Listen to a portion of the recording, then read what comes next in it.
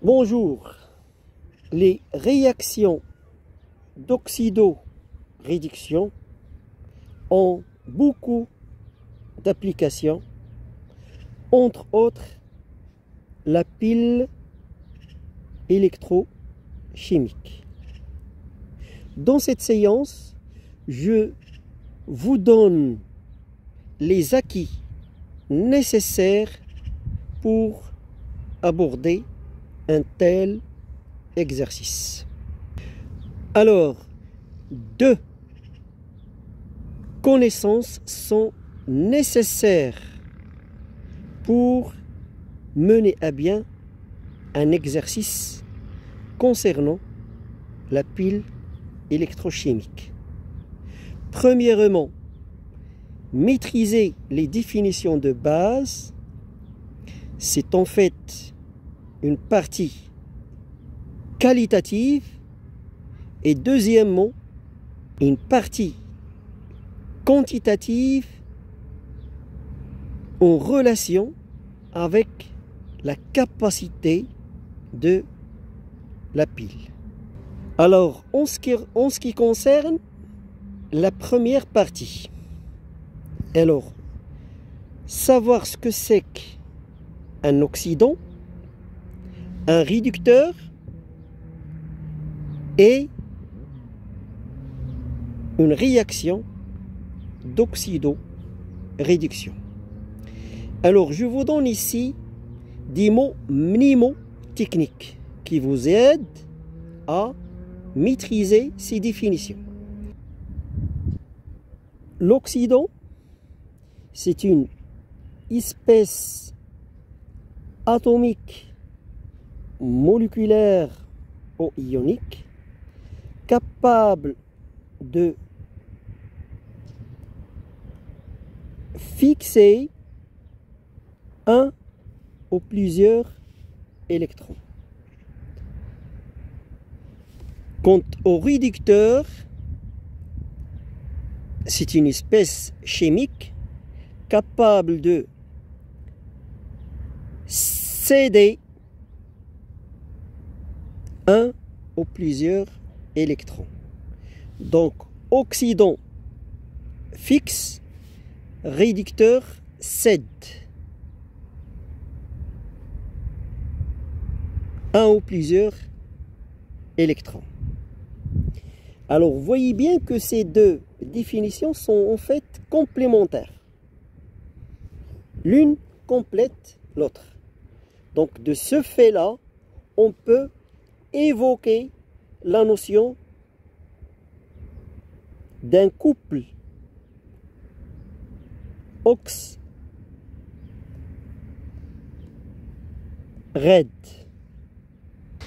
Alors, une réaction d'oxydoréduction nécessite deux couples OX-RED. Le premier, OX1-RED1, et le second, OX2-RED. En fait, va y avoir une réaction entre OX1 et RED2 pour donner OX2 plus RED1. Donc, les deux demi-équations sont OX1 plus N1 électrons échangés pour obtenir RED1 et RED2 qui donne OX2 plus N2 électrons échangés.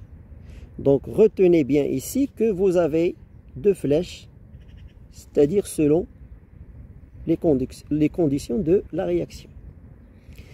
Alors, l'équation bilan, il ne doit pas y apparaître les électrons. Pourquoi? Tout simplement parce qu'il n'y a pas d'électrons libres au sein d'une solution aqueuse. Donc, cette écriture-là, des écritures qui sont formelles.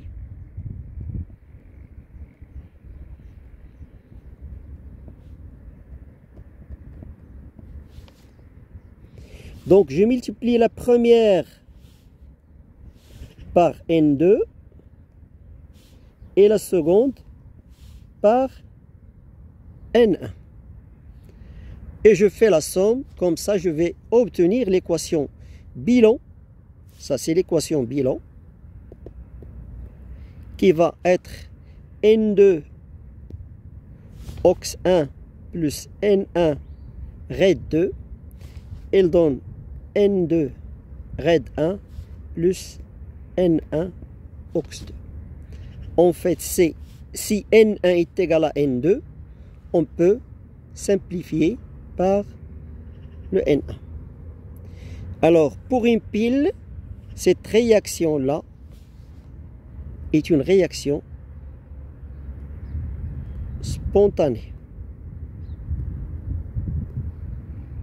Donc, il n'exige aucune intervention externe. Alors, en ce qui concerne maintenant l'exemple de la pile Daniel. En fait, il est constitué de deux compartiments séparés par un pont salin. Donc, ce pont-là, ça peut être de NH4 plus NO3-, donc le nitrate d'ammonium. Ça peut être aussi le KCl, etc. Alors, chaque compartiment contient un métal et une solution formée par des ions relatifs à ce métal. Alors ici, vous avez le métal, c'est le cuivre, et la solution, c'est le sulfate de cuivre 2, et l'autre, c'est le zinc et une solution du sulfate de zinc. Alors, ces deux métaux-là constituent en fait les électrodes de la pile. Alors, que se passe-t-il? Au bout d'un certain temps assez long, on constate qu'il y a un dépôt de cuivre sur la lame de cuivre et une diminution de l'épaisseur de la lame de zinc. Donc, d'où la réaction spontanée Ce plus Zn qui donne Cu plus Zn de plus. Donc ici, vous avez un dépôt de cuivre et une diminution, c'est-à-dire une variation de la couleur bleue caractéristique du ion Cu de plus. Donc, en fait ici, cette réaction bilan, je peux la subdiviser en deux demi-équations formelles, à savoir Ci de plus 2 électrons qui donne Cu et Zn qui donne Zn de plus 2 électrons. Donc au niveau du premier compartiment des cuivres, il y a une réaction de réduction. Donc le Ci de plus joue le rôle d'un oxydant. Donc réduction, elle se fasse au niveau de la cathode. Donc ça, c'est un pôle qui s'affaiblit en électrons, donc il est noté plus. Au bout maintenant de l'autre compartiment, on voit bien que Zn perd les électrons. Donc c'est un réducteur et il subit une réaction d'oxydation. Donc l'oxydation s'effectue au niveau de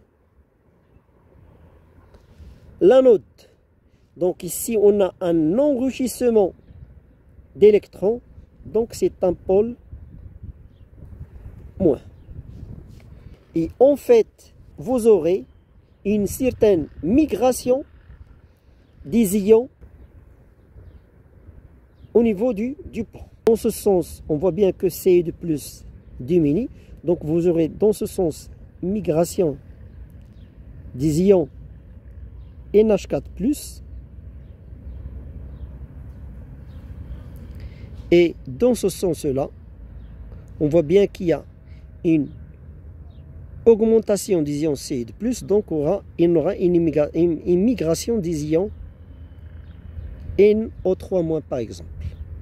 Ça c'est NO3-, ça c'est NH4+, dans le cas d'un pont formé des ions d'une solution de nitrate d'ammonium ou d'un gel.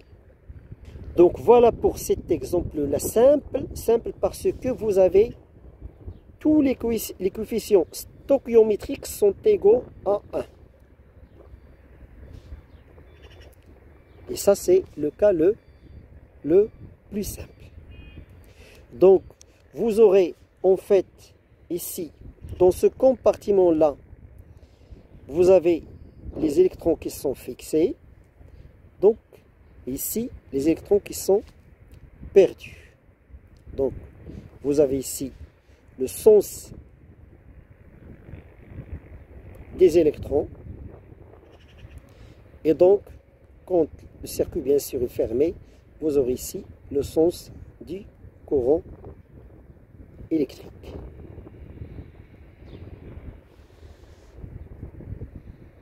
Donc la pile électrochimique, en fait, elle convertit l'énergie chimique en énergie électrique. Donc apparition d'un courant électrique. On arrive maintenant au schéma conventionnel d'une pile. Donc on sait très bien qu'une pile est formée de demi-piles concernant les deux compartiments où vous avez une oxydation anodique et l'autre pour une réduction cathodique. Ces deux compartiments-là sont en contact par un pont salin. Le pont salin, vous l'avez ici. Les deux compartiments, le premier et le second, séparés par des jonctions. Donc ici, vous avez jonction métal, solution métallique, jonction pour l'autre compartiment. Et vous avez ici un pont salin.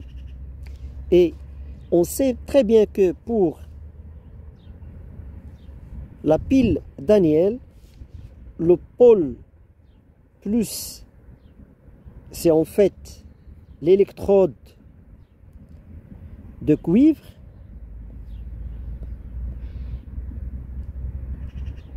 Et le pôle négatif, c'est en fait l'électrode de zinc. Donc voilà un exemple très répandu de pile électrochimique. Maintenant, tout ce qu'on vient de voir, c'est en fait des aspects qualitatifs. On passe maintenant à l'aspect quantitatif. Il est lié à la capacité maximale de la pile qui en fait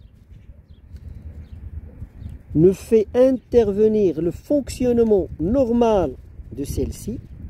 Et donc cette capacité-là, elle est liée à la nature et aux concentrations initiales des espèces chimiques oxydantes ou réductrices présentes dans le milieu réactionnel. Alors, par définition, le Qmax, c'est en fait l'intensité courant qui circule dans le circuit extérieur à la pile qui multiplie par la durée de fonctionnement de celle-ci. Mais ici, pour que cette définition soit exacte, il faut que ce I-là soit constant. Alors, une autre définition maintenant fait appel à la constante de Faraday. En fait, qu'est-ce que c'est que cette constante-là? Cette constante, c'est en fait la charge électrique d'une mole d'électrons. Donc, il a une unité coulomb par mole. Donc, c'est 9,65 10 puissance 4 coulombs par mole. Donc, il représente la charge électrique d'une mole d'électrons. Maintenant, supposons que ce n mol d'électrons est différent de 1. Dans ce cas, le Qmax, ça va être d'électrons échangés fois la constante de Faraday. Ça, c'est la quantité d'électrons échangés par les espèces oxydantes et réductrices au cours de la réaction. Alors, ce NE-là, il est en fait lié à la quantité de matière par l'avancement de la réaction.